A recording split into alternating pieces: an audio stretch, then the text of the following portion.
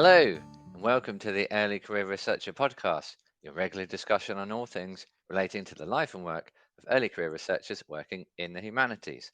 I'm Charlie, and today I'm joined by Rachel and Olivia. All three of us are back together. Say hello, guys. Hello. Hi. Hello. I want to start by asking where we've been and what we've been up to. Not to chase you up, but to give you a chance to tell us about the good things that you've been doing, the to-do list that you've been completing. Why don't we start with Olivia, who is the maker of the to-do list? What have you been up to, Olivia? Yeah, I guess I haven't really been around since the new year, mainly because I got my thesis deadline given to me. So Oh, we have a deadline. The deadline is New Year's Eve, oh wow. midnight on the 31st of December 2024. I am told there's some possibility to extend that, so hopefully that's the case, but possibly by a couple of months. But mainly because I don't want to submit on New Year's Eve, and I frankly don't want to submit in December because, as discussed, I get Yeah. very little done in December. A theme of this podcast. Um, so I've been kind of head down getting the writing done. Oh, I've been on retreats. I've been going to like Wales and just ah, writing for hours at a time, Nice. ah, and then going walking, and then writing, coming back and writing for another hour, and then eating, and like like very little internet ah. access, just kind of mountains and Wish writing. I And I've could been do waking up that. at It was nice. I've been waking up at 7 a.m. and watching the mist rise over the river. Oh That my was gosh. That sounds I amazing. know it was great. It was great. Okay, I Rachel, mean, top that. it was hard work. What's Rachel been doing? Top Uh, that, Rachel. cannot. And I'm pleased because Olivia needs all of the beautiful scenery and idyllic nature to get her through writing up. Yep. Yeah, Oh, I really did. I've actually been making some maps about the Welsh border, so it Yeah. kind of relates to Olivia, but I've been doing that on GIS sitting at home on my computer, so less Oh, I love atmospheric. that. Every time I go on, I was in the Wye yeah. Valley. Oh, Which parts of the border are you working on? I'm doing the north bit right now, but I love the Wye Oh, Valley. That's where my family lives, so it's very special oh, to me. I'd never been before, and it's gorgeous. Stunning. I feel like every time I go on Twitter, I see a map of the Welsh borders, and there's Rachel making a map, and the people that Rachel works with. It's Ah, great. brilliant. Well, I just had a I'm week's pleased. holiday, Oh, so brilliant. yeah, No, come no, on. no. Uh, I just talk a lot. Easter and all that. So family holiday. Lots of sand castles on borderline too cold beaches, but you just go for it anyway, right? So yeah, Yeah, feeling that's refreshed. good British holiday for you. Yeah, and feeling refreshed and a little bit like, oh, I've got too much to do. So I'm going to go back to my podcast that we did. My contributions to that podcast were basically like how to start again, and that's what I'm going to be doing this week. So let's get cracking, shall we? Everyone ready? We're Yeah. recording this episode in early April, and so we thought it'd be a great time to think about this particular topic because around this time of year is when you start to see a few teaching jobs being advertised, especially in UK and European universities. So we thought it'd be a good point for us to discuss this process. We talked about applying for postdoctoral research jobs in episode 6, so if you want some advice on that, go back and listen. We also wanted to come back to the topic of applications, and this time to focus on more teaching oriented jobs or jobs that combine teaching and research. So we're going to run through the types of jobs later on, just so everyone's clear on kind of what we're actually talking about here. But basically, any job that involves a bit of teaching, we're going to try and talk about that today. So we're going to cover an outline of the types of teaching jobs you can apply for inside of academia and include some points on what you'd be required to do when you're applying.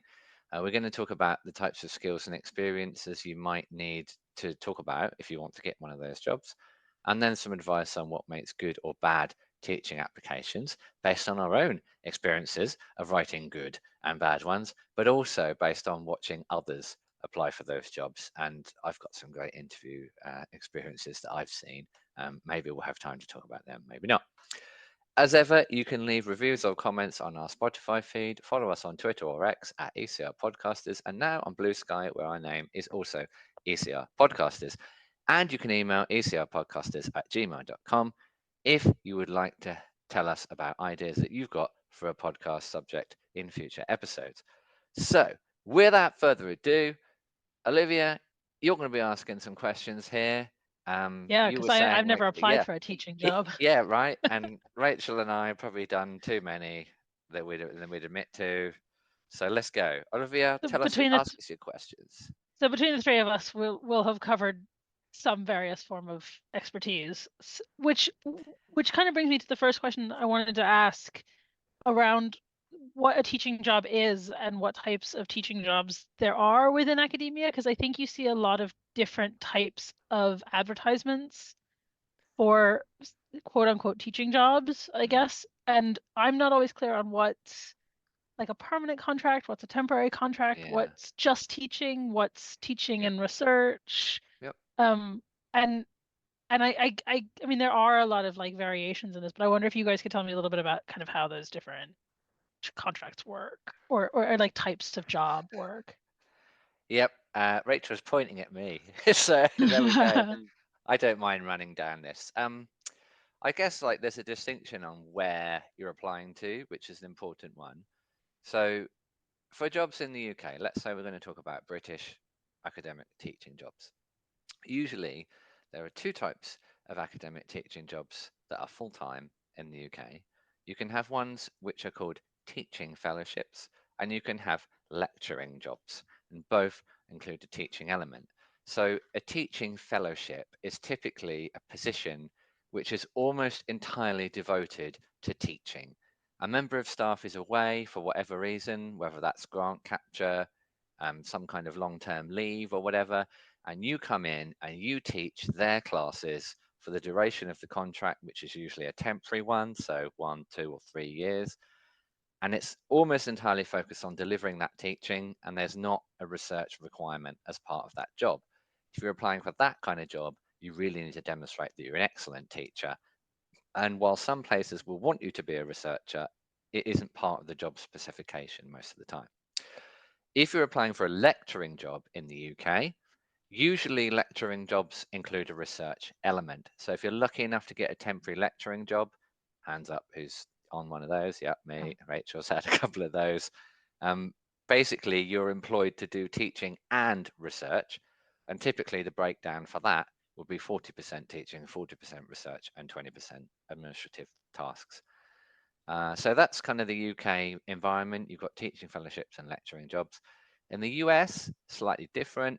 There are adjunct jobs, which basically are kind of part-time, deliver this course. You're kind of associated with the department, but you're not a full-time member of staff. There are also lecturing Is jobs that in the kind US. of like Yeah, go a on, go on. teaching fellowship? Yeah, kind of, except That I feel is like, that yeah, keep going, go on. Oh, Olivia's having internet problems. Come back to us when you're ready, Olivia. Come back to us when you're ready. okay? No, I was gonna ask, is that like a teaching fellowship job? Is it Um, kind of the equivalent? Kind of. I kind of feel like the lecturing job is that really in the US. So like Okay. covering a number of classes and like there's no kind of commitment from that university to keep you in the US. If you're an adjunct member of staff, if you're a lecturer in the US, you're basically delivering at the coalface a lot of teaching and you're not really being invested in as a researcher, as I understand it from the complaints of people that I know who do those jobs. What you really want to get on in the US is what's called a tenure track job, which basically a tenure track means that you're on track for a permanent professorship. You've got X number of years to hit X number of targets in research and teaching expertise. And if you meet those targets, you will then get tenure at the end of that, which means you're a professor and they can't get rid of you and you're there for life. So, Rachel, do you think that's a fair summary? Have I missed anything? I don't think so. I think that's pretty comprehensive. The one thing to say is that with the teaching fellowships and the lecturing jobs in the UK is that even though you're only there for a temporary period of time, you are still very much integrated into the department and are a key member of the department. Yeah, I've always felt like that, definitely. And you just never know, do you? Like the problem with these temporary jobs is there's that carrot where you might get extended at the end of the contract and you might not. And I had one of my previous jobs, which was only a 1 year lecturing job, but it got extended twice full time and then once again on a part-time basis. And I was end up being there for way longer than I thought it was going to be. So um, yeah.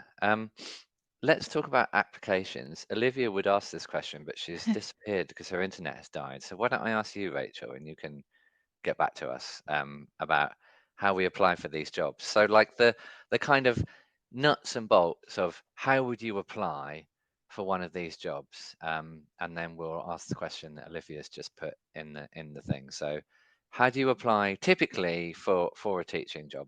A couple of stages, right? Yeah, so the first stage, which will be in the kind of job description, is they'll outline exactly what they're looking for at that stage. Usually it's a CV or a resume if you're in North America, um, an application letter, so which is a cover letter where you lay out exactly why you're applying, why you're absolutely the best candidate, and they should definitely hire you without a second thought. And and then this is where there become some variations from department to department, but they'll ask for either a statement of teaching philosophy or Charlie, do you want to come in on teaching philosophy? Or are No, you waving to I Olivia? was waving to Olivia, who's back. I'm back. Sorry about that. A I don't want to statement talk of about my teaching philosophy ever. oh, I hate it. Well, statement this of teaching philosophy. Oh, it's I'm so hard. Have you ever done one, Rachel? um I I have. I have. I had completely forgotten that I had, but I did when I applied to a job in North America. I had to do teaching philosophy, which is the first time I'd done Yeah, one. Because usually, in my experience, I integrate teaching philosophy into my cover letter yeah. for UK jobs. But I think increasingly we're finding statements of teaching philosophy or statements about EDI as Mm, separate elements of the job application process rather than weaved into everything else that you present to the committee. mm. How do you sorry, go ahead. No, How no, how, no. how does one like how does one go about developing a teaching philosophy? I don't know. Like I don't currently have one. Where do I buy one? That's a Or great do I have to question. make my own? There are actually, in my experience, I've found some great kind of inspirations online. Sometimes people have blogs where they talk about applying to academic jobs and what they've done, and that's a good place to start to do research on how you should present your teaching philosophy. In general, when you're applying for teaching jobs, you hopefully will already have some teaching experience, and you will have thought and engaged with pedagogy before and actually started to develop, whether you realize it or not, your philosophy on teaching. Yeah. And then you kind of Right. take your own viewpoint. If you're doing a lot of teaching, you should be reading about pedagogy and how we teach anyhow, so you'll continually be developing those and then weave them together to create like a statement about what sort of educator you are. Huh. That's so far removed from what my understanding of doctoral students and the extent to which they're taught teaching Yeah, is. yeah, yeah. Like, And I'm here not you come to the suggesting crux of the problem. Yes. I'm not suggesting that you're wrong about all of that reading. I'm just suggesting that if I get the impression that if one is going to do that, one is very much doing that on one's own. And it's not something that certainly not doctoral students in the UK are getting from Mm. their education or training or any of Yeah. that. Rachel, did you do that teaching qualification during? Yeah, I did one during my PhD. We both did our PhDs at the same place, and they're really good at running this kind of part-time course that you could apply to get an associate fellowship of the Higher Education Academy, which is basically like the body that gives out teaching qualifications in the UK. So that gave me some vocabulary and some Okay. like Some I time don't know. to I think think. like what you want to think about in teaching philosophy is like what it's your chance to say what makes you unique as a teacher. And I think everyone will say the same stuff. Like they're inclusive, they cater for different educational needs from different students' backgrounds and so on. They want to be inspiring towards their students. Everyone basically says the same kind of stuff.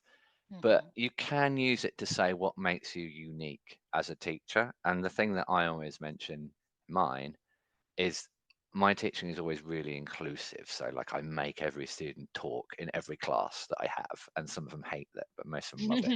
And like, I get them to chat to each other and to be relaxed and to like collaborate as groups of students rather than the kind of dusty old way of a teacher telling you what to think all the way through. So it just gives people like a kind of taste of what it might be like to be in one of your classes, I guess. Mhm. It's a chance to like, what is the Rachel version of teaching your Right. topic, and then you can try and sell that to them, good and Okay. bad. I don't Yeah, know. and that comes, like Rachel says, I guess that comes with having done a certain amount of teaching and just figuring out in the process like what engages your students Mm. and what doesn't. And then we often, like, going back to our thread that we were chatting about before teaching philosophy. The other thing sometimes you need to include is a research statement, right? Rachel, you're going to say a bit more about that, right? Yeah, so in my experience, it's usually one page where you kind of lay out your future research plans for typically the next 5 years, what you envision that they'll be. And how I do it, at least, is I put kind of smaller publications like articles, what I will produce, then another section on book projects, and then a section on grant capture. So, what are my plans for funding? And within that grant capture section, I also often include public engagement plans because for me, that's something I'm very interested in and I think should form part of my research plans. But it might differ discipline to discipline. But this Mm. can be quite, at least I've done it quite informally, not necessarily written a whole one page of like all type, but I've put things in bullet points. But it's just to show that you are maybe not clear, but at least have an idea of what you want to do in the next 5 years so that departments can make a decision about whether you fit in their idea of research they'd like to And see. also, like, I feel like so that you understand what the job is, right? So, like, some people can fail at that stage because they give wildly optimistic Mm. research plans, and it's clear that they don't really understand how you're going to do that when half the time you're teaching. So you've got to be like ambitious but realistic at the same time, which is tough. Yeah. Um, And oh, sorry, Charlie. yeah, Just to jump on that, it also, this statement of future research can act to reinforce what you're saying in your covering letter as well. mm. So, because you're building this narrative of who you are as a scholar in your cover letter, the statement of research should reflect that, and it's a bit of an opportunity to show more fully what that will look like in concrete steps. I really feel like I want to send my next application to you, Rachel, to read before I apply. That would be very full circle because I think the first academic job I applied for, I asked you, Charlie, if I could see your cover letter for. Did it help? Yeah, massively. Um, And I will be asking both of you. you're welcome. Anytime. I would say, like, anyone listening, send us your stuff, but we might get, Don't whoever. say that. No, no, No, he no, doesn't mean that. Don't send no, us your stuff. no. So send your senior academic friends your stuff. Let's talk about, so after you've applied, right? So send in your letter, send in your CV, send in any other documents that they ask for. It will all be on the application instructions on a website. Then hopefully, if you're lucky, you get to an interview stage, right? So it's worth saying again, the odds are low and there are loads of people competing, but if you got the right things that they're asking for, then you might have a chance of getting to the interview stage. So my experience of interviews, you have to do some kind of teaching demonstration as part of them. So that might be, give us a sample lecture based on your research as if it were aimed to undergraduate students. That's like the standard one in the UK. Give us 20 to 30 minutes, explain your research to undergraduates. And that's their way of ticking a couple of boxes. Firstly, finding out what your research is about and whether it is indeed engaging. And secondly, can you talk to undergraduate students? Sometimes universities put you in front of undergraduate students and ask them if they liked what you did. Um, you might also get asked to do a small group class demonstration. So I've had to do that in a couple of interviews where you take an actual group of students that might be master's students or something and pretend to teach them a class for half an hour, which is difficult. Yeah, pretending to teach them. Well, you basically teach them, right? But Okay. it's all a bit kind of, yeah, honestly, one of the weirdest things that ever happened was that I did a teaching demonstration like this to a group of supposedly students, but one of them was someone who I knew was a lecturer at that university, was pretending to be a student. And when I went around the room and asked them their names, because I wanted to demonstrate that that's an important part of my pedagogy is to get to know my students and make them feel at home, that person gave a fake name. And it totally threw me off. It was so weird. It threw me totally. Like the preeminent professor in your field, like sitting amongst a But bunch I of was like, that students. isn't your name. But whatever, move on. I have Anyway. to say that I have sat in on small group teaching when an institution didn't have enough students, and yeah, but I didn't. It was You like a didn't give a fake lecture, name. so I didn't have to give a fake name. Well, honestly, I've Uh, learned as a PhD student, I was at a place that had a lot of jobs going because loads of people would get grants and then they would always need teacher cover. And I went to loads of interviews as a PhD student to watch people giving their demonstrations. And it was so enlightening and like mm, just to see the types of people that get put in front of students, what to do, what not to do. And we can talk about some of those things later. But if anyone listening is in the place where you can attend that kind of thing, I really, really thoroughly recommend it as a way to just learn how it all works so that when you do it for real, hopefully, it doesn't come as a complete shock to you. You know what makes a good one and a bad one. And also, the other thing is like after everyone's given their sample lectures, let's say, the people in the room will then have a chance to give their feedback on what they thought. And you would not believe how yes. like random people's views are. Like, I love number one, I hate number five. And then the next person goes, I love number five and I hate number one.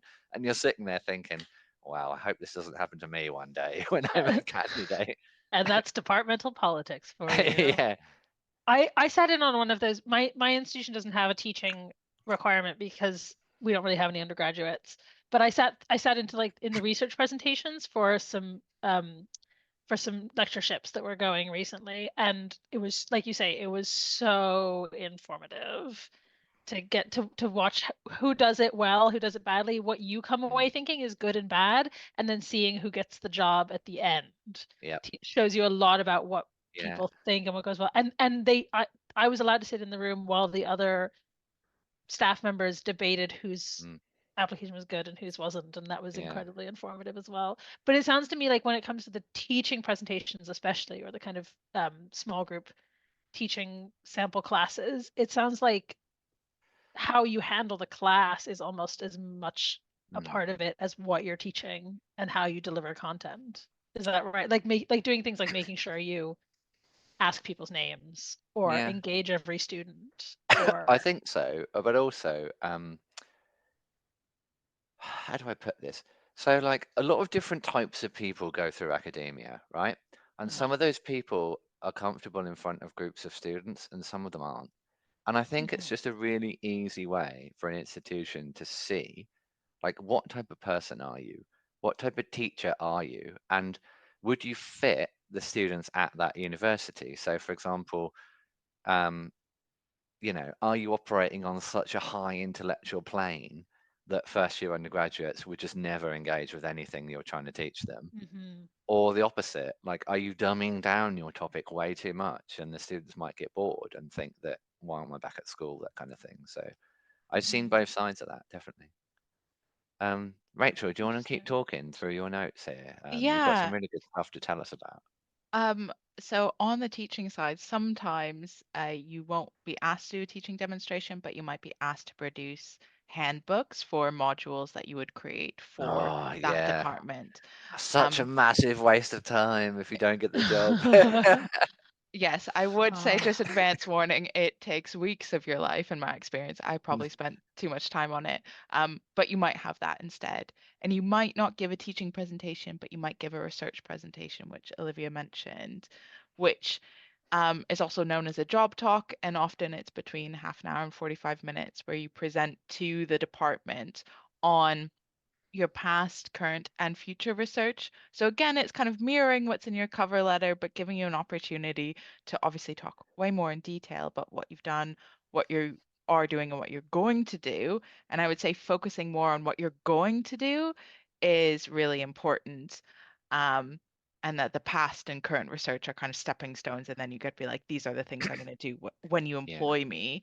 And it's very much big picture side of things. You get to talk about what type of scholarship you want to do, what methodologies you're doing, and how they're really interesting, and particularly how everything you're doing fits within the department that you're applying to. So, what research centers can you contribute to?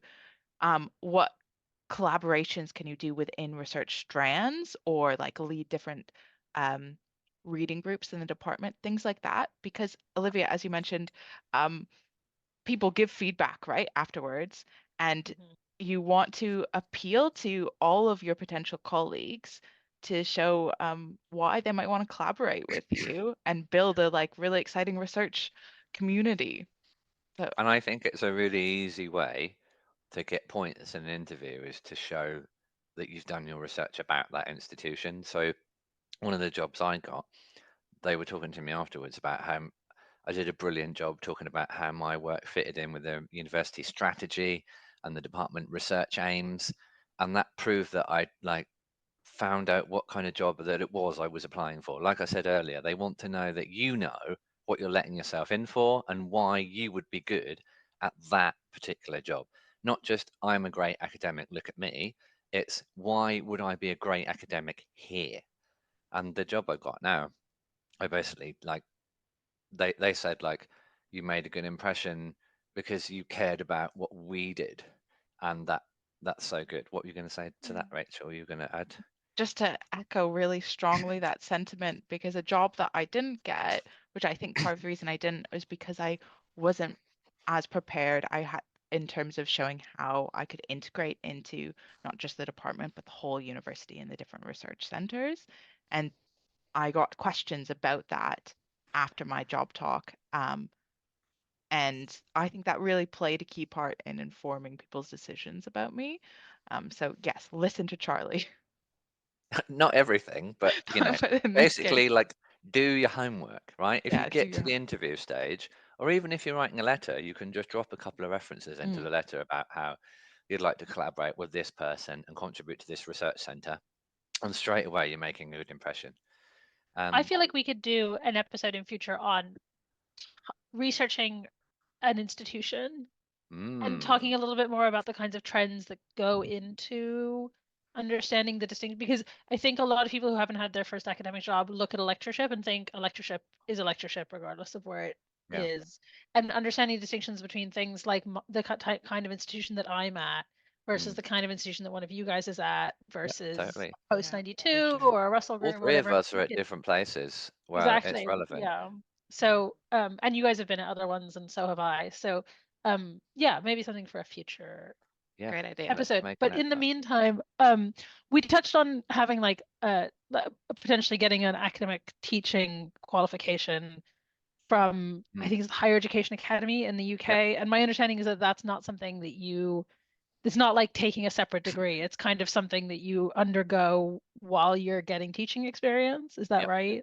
Okay. So Higher Education Academy teaching qualifications sometimes necessary, but not always, but always a good idea. Yeah, I think it's the type of thing on a job application where it's under the like desirable criteria for you to have one of these fellowships, and then maybe like if you haven't got it, a commitment to work towards it if you were to get the job kind of thing. So if you Okay. get appointed.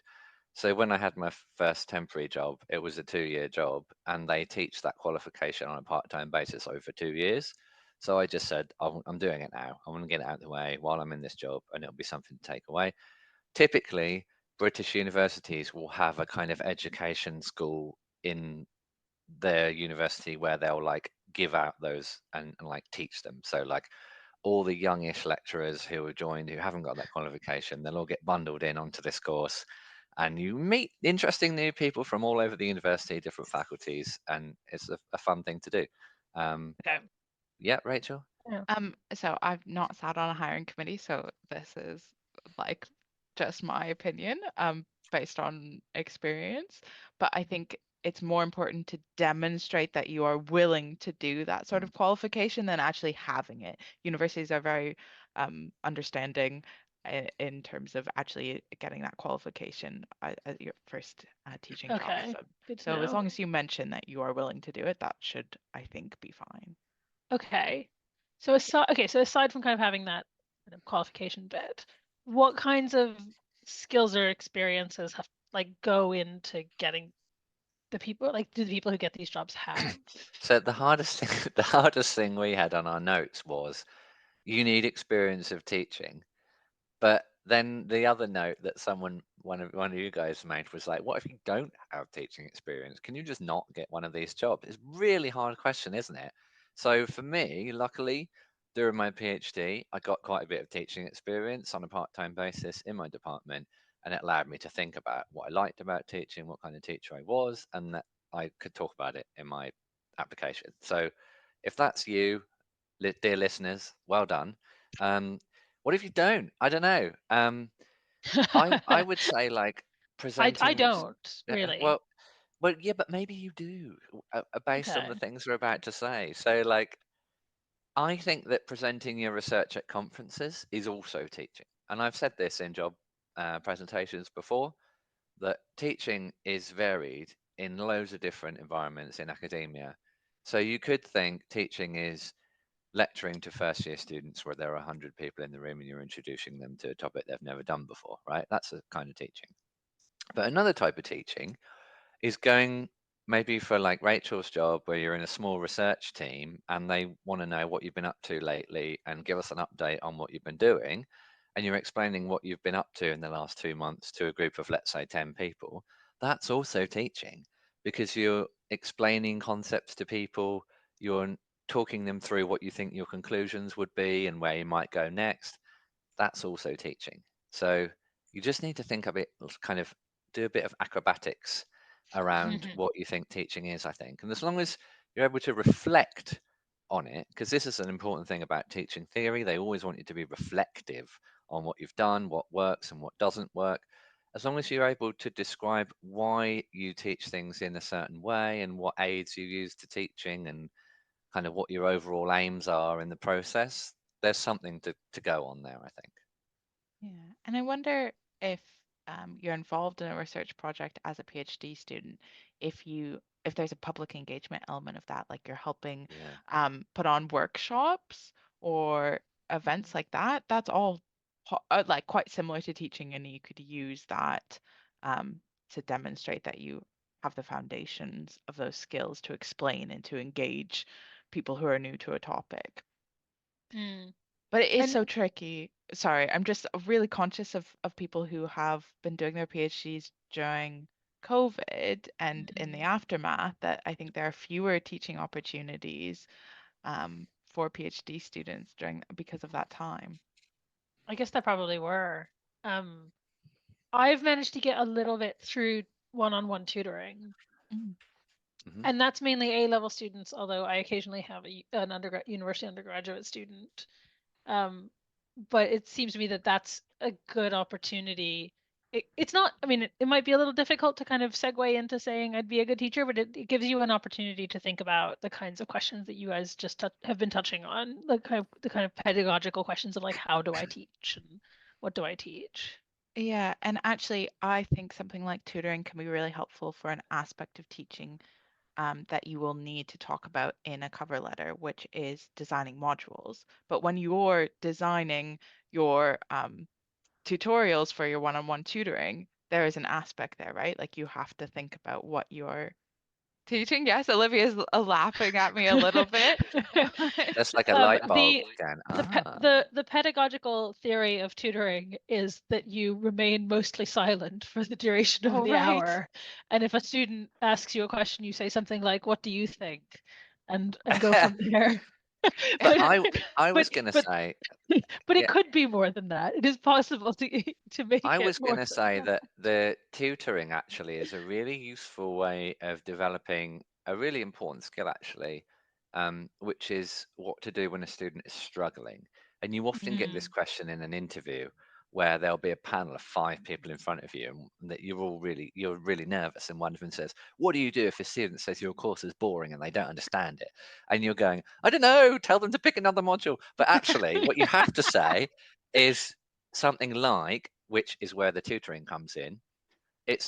Think of it as kind of a medical parallel. You want to work out what are the symptoms, you want to diagnose what the underlying causes might be, and then prescribe like approaches that can resolve their like difficulties. So for example, students often struggle with a topic because the examples that you give them aren't exciting enough or accessible enough, or the readings that you're giving them are not accessible enough and they're badly written, for example. One thing I always talk to my students about is like, did you enjoy reading this as a piece of writing? Because you can learn how to be a good writer in every single class by noting what you like about different readings that you have. So stuff Mm. like that, I think that tutoring is actually really good for that kind of diagnosis aspect. And it's one of the hardest parts of teaching when a student comes to you and says, "You gave me this mark, why didn't you give me this mark?" And they're sitting right in front of you and you're going, I don't know, I can't remember your essay. It's a really hard, high pressured thing. So again, like Yeah, I tutoring, think that's definitely right, because when you're tutoring, you're dealing with students who are struggling with that subject more often yeah, than not. So yeah, yeah, definitely. And well, Rachel, you're definitely right about like having some experience of designing content for those teaching modules seems to be a fairly important part of yeah. teaching applications. But what you were saying about if you're a research student on on a like a bigger research project, maybe there's a public engagement aspect. What I was going to suggest there was like, even if you're not on a bigger research project, find an opportunity to create a public engagement aspect of your project and do it, like hold a workshop either with other researchers or with members of the public. The Being Human Festival run by the University of Yes, London is great for that. They provide training in how to do that kind of thing. for sure. Um, so yeah, that seems like a way to get some teaching experience. And also talk to your department if you're a PhD student listening to this, and you're not at the stage of applying yet, or even if you are, but you're still attached to the department, talk to your department, see what support there is, whether there are other projects that are being run right now that you can join to help with public engagement, to help with workshops, etc. Because departments do want to support you if you ask. And if you've got the time and the enthusiasm to set something up. So like, again, Rachel and I were PhD students at roughly the same time. Did you ever do that community course, Rachel? I didn't, but I was thinking Ah, about how that would be so really good. like a PhD student basically like decided to get in touch with the local community college, which is like adult continuing education in the city that Mm. we did our PhDs, and said, "Would you like me to run a course through your institution on medieval studies?" And each week, a different PhD student will lead a session on an aspect of their PhD research that they think would be interesting to a random group of people who are just doing it for fun, one evening every couple of weeks. And they For set up this free? whole course, and everyone got experience of curriculum design because you got to design a session. Research-led teaching, which is another thing they all ask for on these applications. Your research turned into a teaching session. And then the people who took the course all gave feedback. So it was great. Which And you can use any and all feedback you have on any teaching, put it in your cover letter, integrate yeah, it somehow. yep. It's good evidence. I think What, I've like got, X student said that I am great. yeah, or Yeah. like 97% of students on my course said that I did whatever, and then a survey question, Yes. quote it. Or Okay. individual student feedback says, "Charlie is brilliant at everything," quote. Give him a job now, kind of Actually, thing.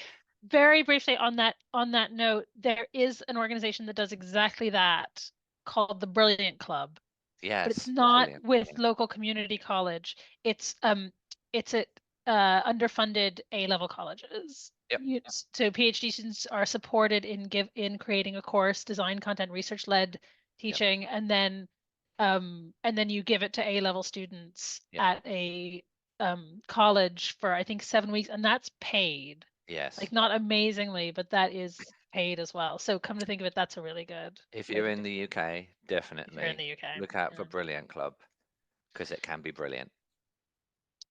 Great. Yep. We, Any other particular skills that we need this? We mentioned grant capture previously. I yeah, don't know if we want to public spend a huge amount of time engagement. on that, but you need to show that you can bring in money. Yeah, Yeah.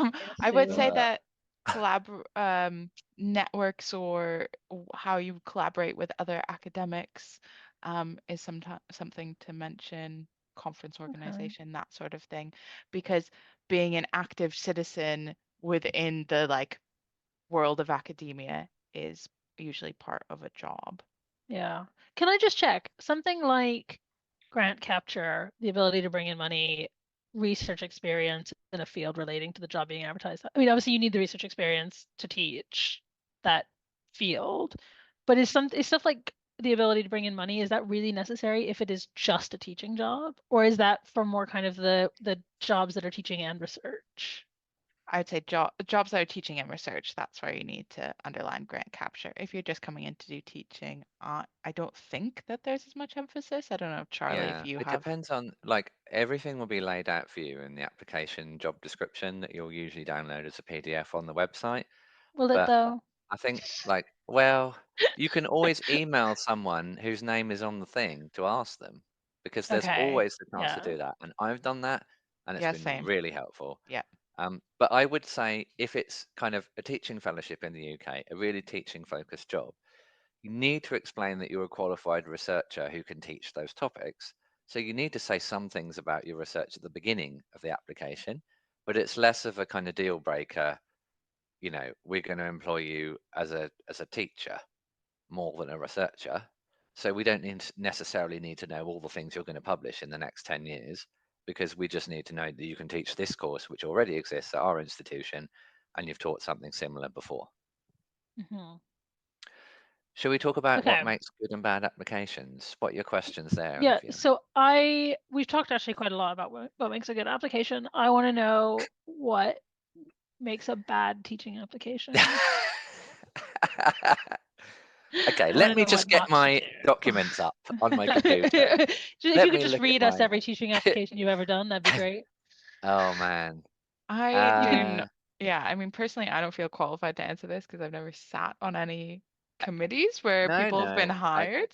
I So think I'm yeah, like, but oh like no. what fair. can you, but Yeah. I can say some things though based on what I think I did wrong in past Mm, applications and then so one thing I really want to say on this is something that can make a bad application is spending too much time on it, right? And there's this sweet spot Ugh. that you've got to hit. I know it's so hard, right? But if you spend all day, every day for a month working on an application for a job, it will drive you nuts. So don't do Mhm. it. My tip, as in lots of things I always say on this podcast, is do a little and do it fairly often. So I would typically spend maybe an hour 2 or 3 days a week working on it, chipping away at it, making things a little bit better every time, because you also need that distance to see whether you're making a letter worse or better. If we're talking about writing a letter, ideally your cover letter probably should be 2 pages long. We had this question here, didn't we? Rachel said, I think it should be 2 pages. And I agree, your cover letter should be about 2 pages long, but I've also had interviews for jobs where my cover letter was more than 2 pages long. So it isn't like if you really can't fit stuff in, it's not a golden rule. But let's say you're trying to write a letter that's 2 pages long, you're fiddling a lot, right? You're looking at sentences to see whether you can say the same thing in fewer words and still Mhm. be sound as clever, right? So you Mhm. can spend a lot of time on that. My advice is chip away at it and don't spend your whole life on it. The other thing is you need to show that you spent enough time on it to, as we've said earlier, say some things about the particular institution and why you fit that department and why you fit that institution. So there's a sweet spot. Ultimately, as I always say, send stuff to other people to look at, right? This is another, like, this can be a really nerve wracking thing to send to someone, because you're basically saying, this is me on a page. And if someone says, well, that's crap, you're basically thinking, oh, right, I'm crap as a person, am I? But you need to find someone that you trust, who's got enough expertise, but who's a nice enough person to want to help you through it. So they're my golden, that's my 10 pence, I guess. Right. Do you have Right. do you have like a standard teaching job CV? Yeah, You don't fiddle with your CV for I each job, do. you just Yeah, okay. because every time I apply for a job, I've done something else, Yeah. right? So I Yeah, just that's what I open, find with every job application I've yeah. ever done. So the last job I applied for, I'll open it up because it's my most recent one, and I might emphasize certain things on the CV. So, for example, if it's a purely teaching job, I'll put my publications and research stuff last because they care Mhm. about it, but it isn't the thrust of the job. My strengths there are my teaching record, my teaching experiences, and all the things they'd asked me to do as a teacher. So I'll stick them at the front of the CV. A standard CV is basically like, um, these are my jobs with a brief summary, and then these are my publications with a brief summary. I mean, I put on the notes, what does your cover letter look like? That's something Mhm. different. I've mentioned The Professor is In before, I think, on this podcast, but a really, really useful guide. I basically figured out how to write a cover letter by reading The Professor is In by Kelsky. Brilliant, brilliant book. Can't recommend it enough. So Google that if you want. She's got a brilliant blog and a website. Um, but in my letter, I've basically got 3 stages. Start by saying who I am and what I work on in one really short paragraph. I'm blah, blah, blah, and this is what I work on, and I specialize in this, this, and this. So they know straight away what they're getting. And then I write a bit about my research record, what I've published, where, what I'm going to publish next. I'll write a bit about my teaching experiences and my achievements and leadership roles in that. And then I'll finish by talking about admin and service, basically like what makes me a good colleague, what I've organized, what committees I've been on. So it's a simple structure, but one that like can be easily complicated if you try and do too much with it, I think. Mhm. There's an art to it. My advice would be go to The Professor is In and use their templates because they're really, really helpful. Great. Thank God somebody else has done the work. You Exactly. And just, also, it's worth noting that the first time you write a cover letter for an academic job is going to be the hardest one in a way because it's going to take you the longest time because yeah. you're doing it from scratch. Everyone after that, you are essentially just fiddling and adding things in. So it does get easier. So don't panic after the first one being like, I can't Mm. do this 20 more times. You say that like I am the absolute queen of inventing the wheel from scratch every time. Yeah. I'll just fiddle with something until it's meaningless, and then I'll be like, "Well, just gotta write the whole thing again from scratch." But I think if you get to the stage where a letter that you've written has got you an interview, then you know that's a good one. And then from Mhm. that you kind of expand. Yeah. So I've got like in my massive documents called past job applications in that folder, I've got like one folder of jobs that have got me interviews and one folder of jobs that haven't got me interviews. And it can be random, totally, the reason why I haven't got an interview.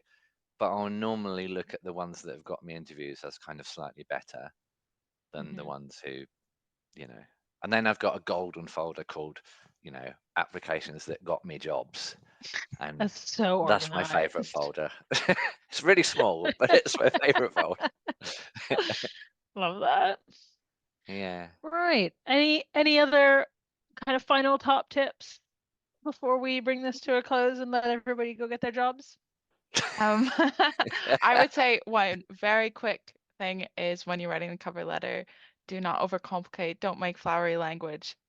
Mm. Remember that committees are What? reading so many of these cover Yep. letters that you want to be direct.